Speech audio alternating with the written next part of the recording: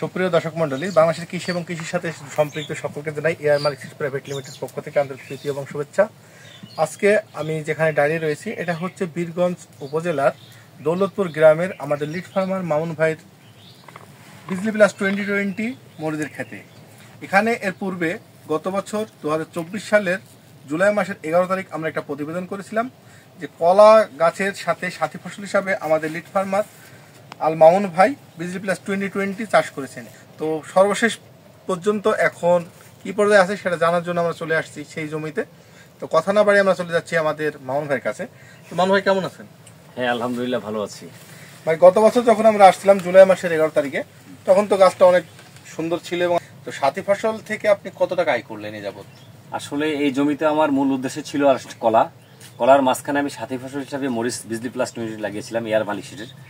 তো আমি ভাবছিলাম যেটা হবে কিনা এরকম একটা অবস্থা। তো এখন পর্যন্ত আমার মোটামুটি যেহেতু ফলনের দিক থেকে আমি প্রায় 8-9 মাস থেকে হারভেস্ট শুরু করছি। 9 মাস অলরেডি আমার হয়ে যাচ্ছে, গাছের বয়স 1 বছর পার হয়ে গেছে। তো সেক্ষেত্রে আমার প্লাস 5 লক্ষ টাকা আপ হয়ে গেছে, প্রায় 6 লক্ষের কাছাকাছি আমার বিক্রি হয়ে গেছে। তো আমি মোটামুটি সব গাছ তুলে ফেলতে চেয়েছিলাম, তো গাছের এত পরিমাণ এখনো ফলন কোনো ট্রিটমেন্ট ছাড়া, যার কারণে আমি গাছগুলো এখনো তুলতে পারছি না। মানে নিজেরাই আপনি এই গাছটা দেখেন, এটার একই অবস্থা, এত পরিমাণ ফলন আপনি বিশ্বাস করতে পারবেন না। আচ্ছা, আপনি তো গাছ তুলে ফেলছেন বলতেছেন, তো এটা কতদিন পরে তুলে ফেলবেন? এটা আমি যেহেতু ফল দিচ্ছে এখন আমি তুলতে চাচ্ছি না, যেহেতু প্রায় 14 মাস পার হয়ে গেছে বয়স। আমি আরো দেখবো 1-2 মাস। প্রচুর ফলন, আপনি প্রত্যেকটা গাছে দেখেন ডালগুলোতে প্রচুর পরিমাণ ফলন। আমরা যদি আরো গাছ দেখাই তাহলে দেখবেন যে চারিদিকে গাছ রয়েছে। এবং কৃষক ভাই যেটা বলছে যে আপনার হচ্ছে মানে গাছে যে পরিমাণ মরিচ আসছে, এই মরিচ আসার জন্য কিন্তু তিনি মানে গাছটা কাটতে পারছেন না।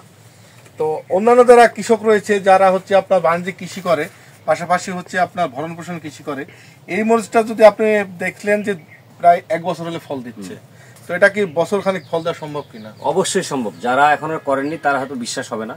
আমি সবাইকে বলবো যে অবশ্যই আপনি মরিচ লাগানোর আগে একটু ভেবে চিন্তে বিজলি প্লাস 2020 লাগাবেন। এই কারণেই এর গাছের স্থায়িত্ব দীর্ঘমেয়াদী, অনেক সময় ধরে আপনি একটু ফল নিতে পারেন।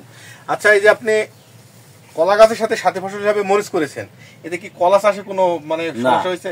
কলা চাষের কোনো প্রভাব পড়েনি। এতে করে হয়েছে যেহেতু কৃষকের সার হলো সবচেয়ে বেশি কৃষকের পায়ের ধুলা। মরিচটা লাগানোর ক্ষেত্রে দেখা যাচ্ছে আমি বারবার জমিতে আসতেছি, এতে আমার মরিচটাও ভালো থাকতেছে এবং কলাটাও ভালো থাকতেছে। তো ধন্যবাদ দেই ভাইকে যে আপনি মরিচের গাছটা প্রায় 1-1.5 বছর থেকে লালন পালন করতেছেন। এবং আজকে কৃষকের মুখ থেকে আমরা শুনলাম যে সকল খরচ বাদ দিয়ে তিনি 5 লক্ষ টাকার অধিক আয় করেছেন সাথী ফসলে বিজলি প্লাস 2020 থেকে। তো বিজলি প্লাস 2020 সাথী ফসলের মাঠ থেকে আমি বিদায় নিচ্ছি, মোহাম্মদ মঞ্জুর রহমান সাকিব। ধন্যবাদ সকলকে।